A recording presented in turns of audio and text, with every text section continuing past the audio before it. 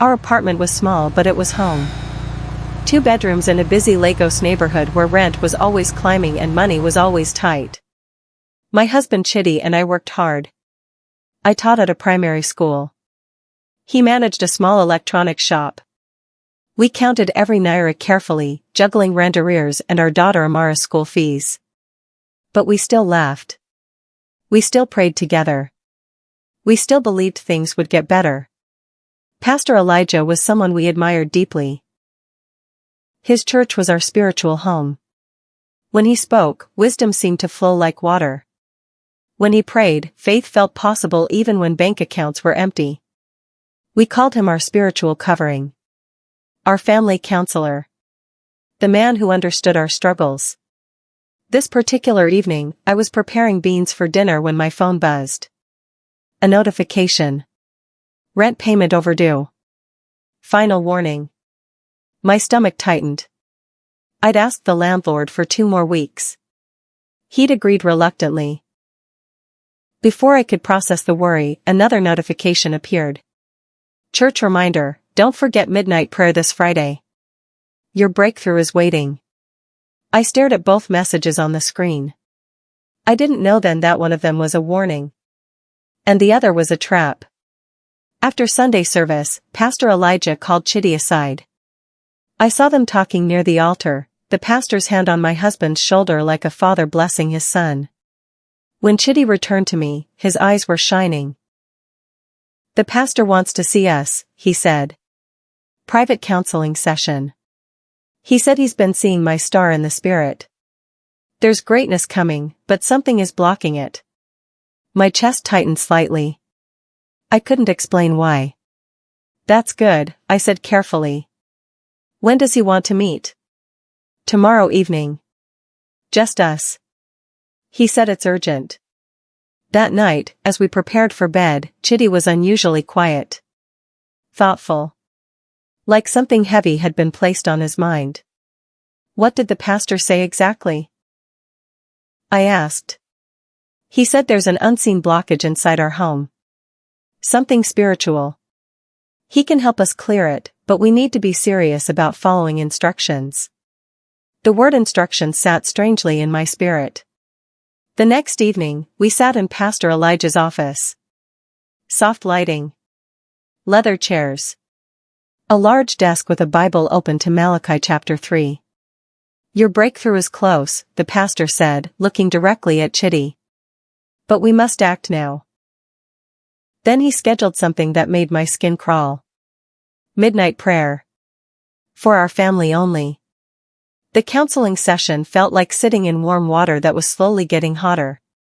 Pastor Elijah spoke gently. His voice was calm, measured, spiritual. He quoted scriptures about spiritual warfare, about blockages, about the enemy attacking families on the edge of breakthrough. Your struggles are not natural, he explained. They are spiritual attacks. And they require spiritual solutions. Chidi nodded eagerly.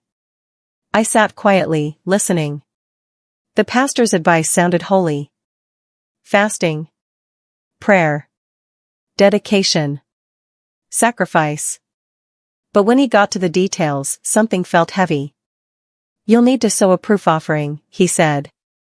Not just any amount. A proof that shows God you're serious. I'm talking about a seed that costs you something. How much? I asked. The pastor smiled gently. The Holy Spirit will tell you. But I recommend starting with your next salary. Full salary. As a seed. My mouth went dry. Our next salary was already allocated. Rent. School fees. Food. Debts. Full salary? I repeated. Faith without works is dead, the pastor said, opening his Bible. Do you want breakthrough or maintenance? Chidi's jaw tightened with determination. And before I could say another word, my husband nodded. We'll do it, Pastor. I felt something crack inside me. We hadn't even discussed it. The seed offering was just the beginning. Chidi withdrew his entire salary the day it arrived and handed it to the church. I watched our account balance drop to almost nothing. "It's faith," he said when I tried to talk to him. "The pastor said this is how breakthrough works." We started cutting everything. Food budget slashed. Amara's new shoes postponed. Medicine I needed for my back pain shelved. "We're fasting anyway," Chitty said. "We don't need much food." The pastor had prescribed a 21-day fast. Dry fast until 6 p.m., then only fruits and water. I lost weight quickly. Amara asked why we weren't eating breakfast anymore. "Mummy and Daddy are praying," I told her, forcing a smile. Every Sunday, there was another instruction. Another sacrifice. Another seed. Chitty started using phrases I'd never heard him say before. "We can't be moved by what we see. Natural thinking is enemy territory. If we're not being tested, we're not chosen." The words sounded spiritual. But they felt borrowed. Rehearsed. One evening, I tried to discuss Amara's school fees. They were overdue. The school had sent a warning letter. "The pastor said we should handle spiritual things first," Chitty said. "The physical will follow." "But they'll send her home," I said quietly. "Then we trust God," he replied. That week, Pastor Elijah gave another instruction. "Chitty should stop taking calls from my younger brother. He's a negative influence," the pastor had said. My brother, who had helped us countless times. Blocked. Cut off. For protection. I made the mistake of raising a concern. We were in the living room. Amara was asleep. I spoke carefully, gently, trying not to sound like I was attacking. "Chitty, I'm worried about our finances. We haven't paid rent in 2 months. The landlord is getting upset. Maybe we can talk to the pastor about spacing out the offerings?" Chitty's face changed. Hardened. "You don't understand spiritual things," he said. "I understand we have responsibilities," I replied. "That's exactly the problem." His voice was sharp now. "You're thinking with your natural mind. The pastor warned me about this. He said the enemy would use doubt. Even through you." The words landed like a slap. "Through me?" I whispered. "He said there might be an instrument of delay in the house. Someone who looks like a helper but is actually a hindrance." My hand started shaking. "You think I'm the blockage?" I didn't say that. But his eyes said everything. The next day, Chitty asked for something that broke my heart. "I need space to pray. Alone." The pastor said I can use his office during the week. For focused intercession. "You're going to pray at the church instead of home?" "Yes. The atmosphere here is conflicted." I watched my husband walk out the door that evening, Bible under his arm. He didn't come home until after midnight. When I asked where he'd been, he said, "Seeking God." But he smelled like perfume I didn't recognize. Our home stopped feeling like ours. Chitty began consulting Pastor Elijah before making any family decision. What to buy. Where to send Amara to school. Even what to cook for dinner. The pastor said rice weakens spiritual sensitivity, he announced one evening. "We should eat more, Gary." I stared at him. The pastor is deciding our meals now? He's guiding us. There's a difference. My family members started calling less. Chitty had told them we were in a season of separation for spiritual cleansing. My best friend Ngozi tried to visit. Chitty turned her away at the door. The pastor said we need to be careful who we allow into our space right now. Not everyone can handle our level of consecration. I felt trapped. Outvoted in my own home. Watching my husband become someone I didn't recognize. Then the bank alert came. I was washing dishes when my phone buzzed. Transaction notification. 200,000 naira transferred from our joint account. My hands went numb. I hadn't made that transfer. It was our emergency savings. The last money we had. Chitty. I called out, my voice shaking. He came to the kitchen, phone in hand. Did you just transfer 200,000? Yes, he said calmly. The pastor said it's time for the final seed. The one that breaks every remaining barrier. I couldn't breathe. That was for Amara's school fees. And rent. And food. God will provide, he said. Then he walked away. We slept in the same bed but lived in different worlds. Chitty lay beside me at night, but he felt miles away. His body was there, but his mind, his heart, his loyalty, they all belonged to Pastor Elijah now. Affection disappeared. The man who used to hold my hand while we watched TV now flinched when I touched him. I'm fasting from physical things, he explained. To stay spiritually sharp. Our conversations became transactions. Necessary information exchanged like strangers sharing a bathroom schedule. Trust crumbled like old bread. I started hiding my own money. Small amounts from my salary that I didn't deposit into the joint account. Money for Amara's emergencies. Money the pastor couldn't touch. It felt like betrayal. But survival demanded it. One Sunday, Pastor Elijah made an announcement that made my stomach drop. We are selecting 12 people for a special leadership training. These are chosen vessels. Destiny carriers. He called names from the pulpit. Chitty's name was eighth. The congregation erupted in applause. People shouted congratulations, like he'd won a prize. Chitty stood up, beaming. He looked at me expectantly, waiting for me to celebrate. I clapped mechanically. My hands felt heavy.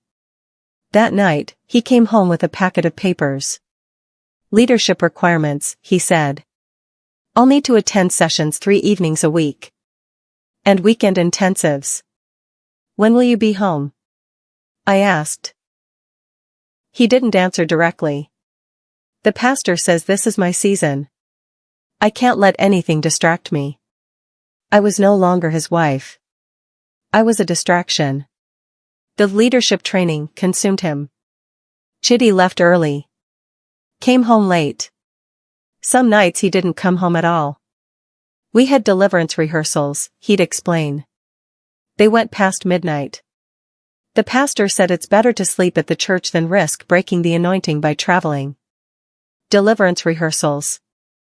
I didn't even know what that meant. When he was home, he brought new rules. I wasn't allowed to wear red anymore. Spiritually dangerous, he said. I couldn't play secular music. Opens doors for demons. I had to greet him in a specific way. The pastor taught us how spiritual authority works in the home. Our home became a place I tiptoed through, afraid of triggering another rule. Then one afternoon, someone knocked on our door. A woman from church. Sister Peace. I'd seen her before but never spoken to her. Good afternoon, Ma, she said politely. Pastor sent me. For what? To inspect your home environment. He said there might be objects blocking your husband's progress. I stood frozen in the doorway. You want to inspect my house? It's routine for leadership candidates, she said, smiling. Just a spiritual check. I let her in because refusing felt like confirming I had something to hide. She walked through our small apartment like an investigator. Touched our furniture. Opened cupboards. Examined Amara's toys. Do you have any traditional artifacts? She asked. Anything inherited from ancestors? No. She wrote something in a small notebook. When she left, I locked the door and cried. I wasn't looking for evidence. I wasn't spying. It appeared on its own. Amara was doing her homework on our shared tablet. The one we used because we couldn't afford separate devices for everyone. I was cooking when she called out, Mummy, what's this? I walked over. On the screen, a notification bubble. Payment confirmation. Sent to an account labeled Spiritual Consulting Services, Pastor Elijah Ministry. Amount, 50,000 naira. Transaction memo, Family Counseling, Case 14 ADYEMI. My heart stopped. Adeyemi. Our surname. Case 14. I took the tablet from Amara gently. Let me see that, baby. The notification had appeared because the payment was linked to Chitty's email, which was logged into the tablet. I didn't search. I didn't hack. The device just showed me. I clicked on the transaction details. The payment had been processed 3 days ago. The same day Chitty had his intensive prayer session. 50,000 naira. To a consulting account. I stood there, staring at the screen, my mind trying to make sense of it. Why would spiritual counseling cost money? Why was it sent to a separate account? Why were we labeled Case 14? And if we were Case 14, how many other cases were there? Before I could process it fully, another notification appeared. Another payment confirmation. This one was labeled, Final Phase Separation Protocol. My hand started shaking so badly I almost dropped the tablet. Separation Protocol. What did that mean? I couldn't sleep that night. While Chitty snored beside me, I took the tablet to the bathroom and sat on the closed toilet, scrolling through months of bank alerts. Patterns emerged like shadows becoming visible in daylight. Every time Pastor Elijah gave a prophetic warning, a payment followed within days. Every time Chitty attended a deliverance appointment, money moved from our account. Every time there was a private counseling session, our balance dropped. It wasn't random. It was systematic. I cross-referenced dates. Pastor's special prayers. Chitty's midnight sessions. Leadership training announcements. Every spiritual activity had a price tag hidden behind it. Some payments went to the main church account. But many went to side accounts. Personal accounts. Consulting fees. Processing charges. Administrative costs. I added up the total. In 6 months, we had sent over 700,000 naira to that church. More than half our combined annual income. No wonder we couldn't pay rent. No wonder Amara's school fees were overdue. No wonder I was losing weight from hunger. We'd been funding something I couldn't even name. Then I saw the second notification again. The one that appeared while I was looking at the first. Final Phase Separation Protocol. I clicked on it, hands trembling. It was a payment scheduled for next week. 150,000 naira. Attached was a reference number and a memo, completion Family Restructuring Program. Family restructuring. I covered my mouth to stop myself from screaming. What were they restructuring my family into? The next Sunday, Pastor Elijah's sermon was about loyalty. When God is doing a new thing in your life, he preached, old relationships will try to pull you back. Even family members. Even your spouse. My skin went cold. He looked directly at Chitty during certain lines. Some of you are married to delay. I didn't say divorce. I said delay. The person sleeping beside you might be the very thing blocking your destiny. Women shouted preach. Men nodded vigorously. I sat frozen. After service, Pastor Elijah called Chitty to his office again. This time, he didn't ask me to come. When Chitty returned home that evening, he was carrying papers. The pastor wants us to sign something, he said. What kind of something? A family covenant. It's a spiritual agreement that protects our household from attacks. I took the papers. They looked legal. Official. Filled with church letterhead and formal language. As I read, my blood ran cold. It wasn't a covenant. It was a financial release form. Buried in the spiritual language was a clause giving the church spiritual authority over our financial decisions. Another clause about voluntary contributions to be determined by pastoral guidance. Another about disciplinary protocols if we failed to comply. At the bottom, signature lines. For both of us. This gives them control over our money, I said quietly. It's just a formality, Chitty said. A spiritual covering. It's a legal document. The pastor said you might resist, Chitty said, his voice hardening. He said fear masquerades as wisdom. He placed a pen in my hand. Sign it. Chitty, this is our family. Our finances. Our future. Sign it, or you're saying you don't trust God. I didn't sign. That night, Chitty slept on the couch. My younger brother showed up unannounced. Chitty had blocked his number, but I'd been secretly calling him. Something is very wrong, Emeka said, sitting in our small living room. Chitty wasn't home. Leadership training again. I told him everything. The money. The control. The documents. Emeka's face darkened. I've seen this before, he said. What do you mean? A couple from my office. Same story. Same church, different branch. The pastor gave them counsel. Told them to liquidate their shop to sow a seed. Promised them double return. What happened?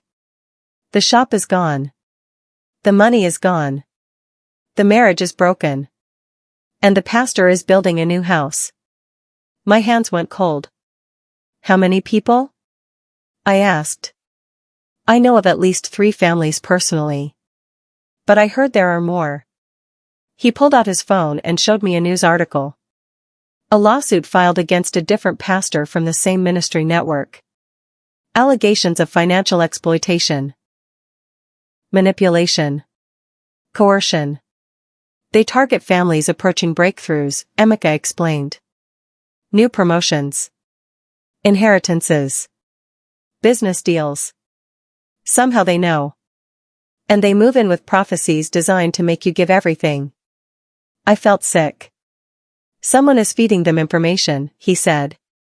Someone inside those families. That night, another visitor came. Quietly. A woman I barely knew. She'd been a church secretary before she left. She agreed to share proof. But only if her safety could be guaranteed. She handed me a flash drive. Everything is here, she whispered. Then she left as quietly as she'd come. The files on that flash drive made me understand I wasn't dealing with a church. I was dealing with a business. Screenshots of spreadsheets. Lists of names. Families tracked like inventory. ADYEMI, Chitty and Grace, high potential easily LED, status, phase 3, extraction in progress. My stomach turned. There were others. Okonkwo. Inheritance expected isolate from family. Williams, new contract signed, prepare seed offering campaign. Nwankwo, resistant spouse, apply separation protocol. Each family had a case number. Ours was 14. There were audio files too. Recordings of staff meetings. I played one. Pastor Elijah's voice, calm and strategic. For the Adeyemi case, the husband is compliant. The wife is the problem. We need to create distance. Use the leadership program. Make him feel chosen. Make her feel like a hindrance. Another voice, what if she refuses to sign the covenant? Pastor Elijah, then we move to isolation. Cut her off from the husband emotionally. Make him believe she's the spiritual blockage. When the separation happens, he'll give us everything voluntarily. I pressed pause. I couldn't breathe. This wasn't about my faith. It wasn't about Chitty's destiny. This was about money. Control. Extraction. And my husband was labeled easily led. I played another file. This one was about another couple. The pastor discussing how to leverage the wife's medical emergency to push for property sale. These people were predators. And we were prey. I backed up everything to my email. To a cloud drive. To 3 different flash drives. Then I waited for Chitty to come home. When Chitty finally returned that night, he looked exhausted. Drained. I showed him the files. At first, he didn't want to look. "Where did you get this? Who's trying to destroy our pastor?" "Just look," I said quietly. He looked. I watched his face as he read his own name. High potential. Easily led. I watched him listen to the audio. The pastor's voice discussing him like a project. A target. A case. Chitty's hands started shaking. "This can't be real," he whispered. "It's real. Maybe it's taken out of context. Listen to all of it." He listened. 30 minutes of audio. Staff meetings. Strategy discussions. Extraction plans. When it finished, Chitty sat in silence. "There were instructions," he finally said, his voice breaking. "Private instructions the pastor gave me. Things I was too ashamed to tell you." "Like what?" "He told me to open a separate account. One you didn't know about. He said it was for seed money that needed to be protected from negative influences." "Did you open it?" Chitty nodded, tears in his eyes. "I put money there. Money from my side jobs. Money I told you I didn't have." "How much?" "Almost 300,000. I closed my eyes. He said once it reached 500,000, I should transfer it to the church as a final liberation seed. He said that's when my breakthrough would be released." Chitty buried his face in his hands. I believed him. I really believed him. And I almost destroyed us. The announcement came on Wednesday. A special Thanksgiving service. Testimonies of the faithful. I knew immediately what it was. Pastor Elijah was setting the stage. Sister Peace came to our house again. This time with a message.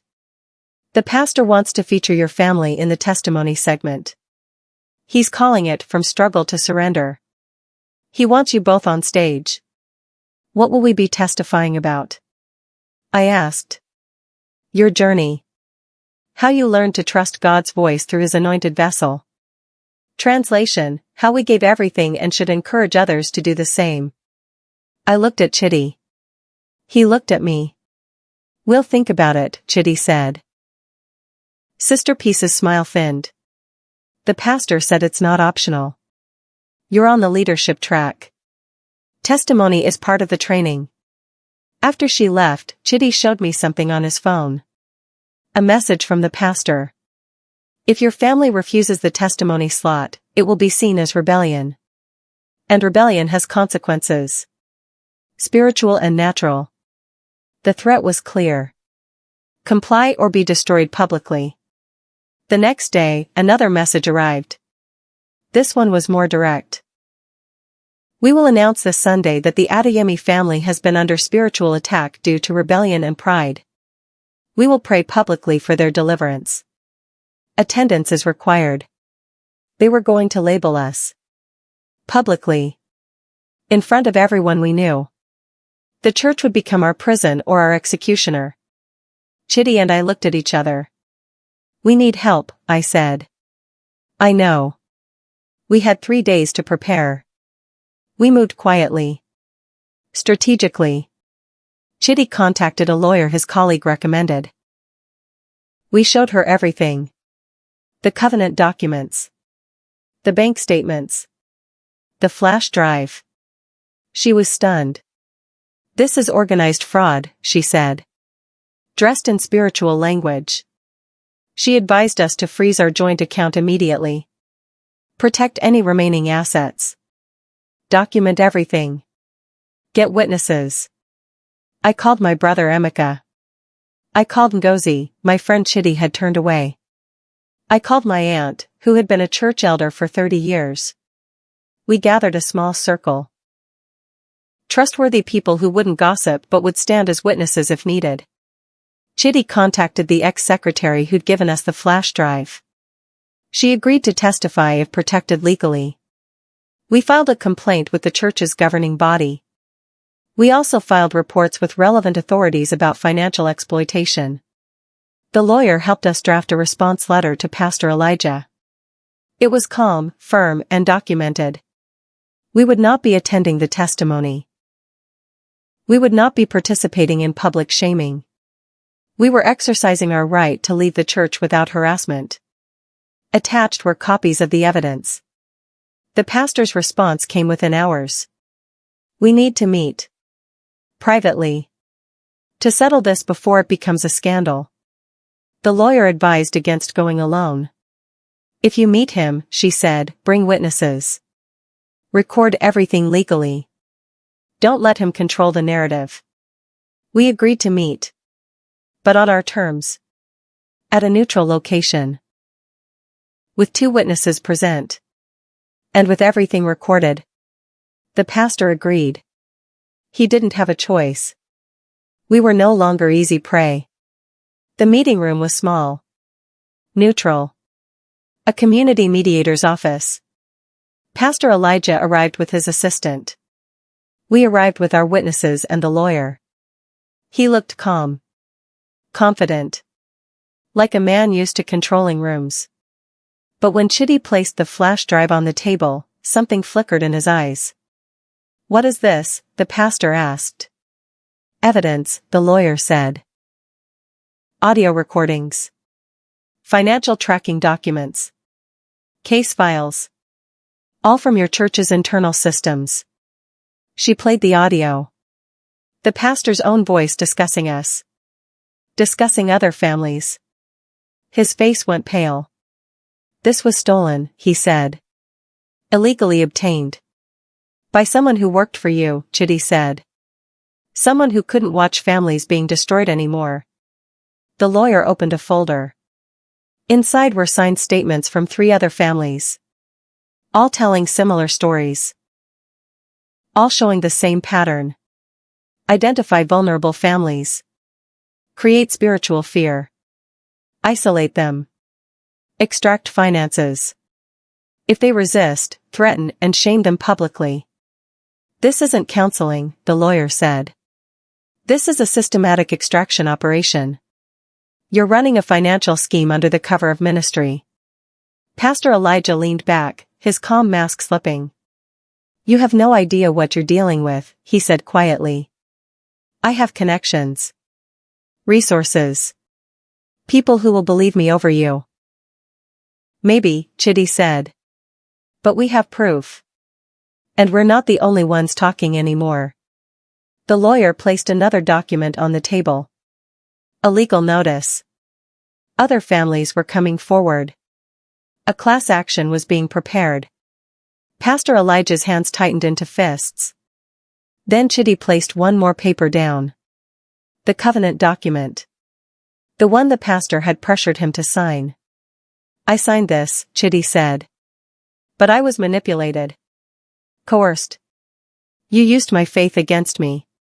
The pastor's eyes narrowed. And that's when Chitty saw it. His own signature. But the date had been altered. The document showed he'd signed it weeks before he actually had. You backdated it, Chitty whispered. To make it look like I'd already agreed to everything. The room went silent. We left that church. Permanently. Other families came forward.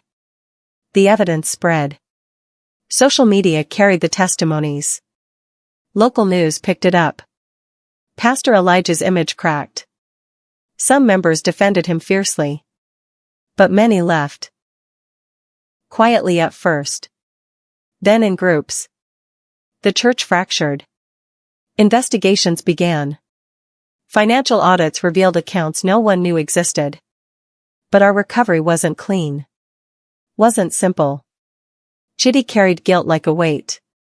He'd trusted the pastor more than he'd trusted me. He'd almost destroyed our family chasing a prophecy that was designed to manipulate him. We went to counseling. Real counseling. With a licensed therapist who didn't ask for seed offerings. My relationship with Chitty had to be rebuilt brick by brick. Trust doesn't return just because the danger is gone. Amara asked questions we didn't know how to answer. Why don't we go to church anymore, Mummy? We will, I told her. Just not that one. Not ever again. My brother helped us financially while we recovered. The money Pastor Elijah had taken was mostly gone. We'd never see it again. Some family members blamed me. "You destroyed that man of God's reputation," an aunt said. I didn't argue.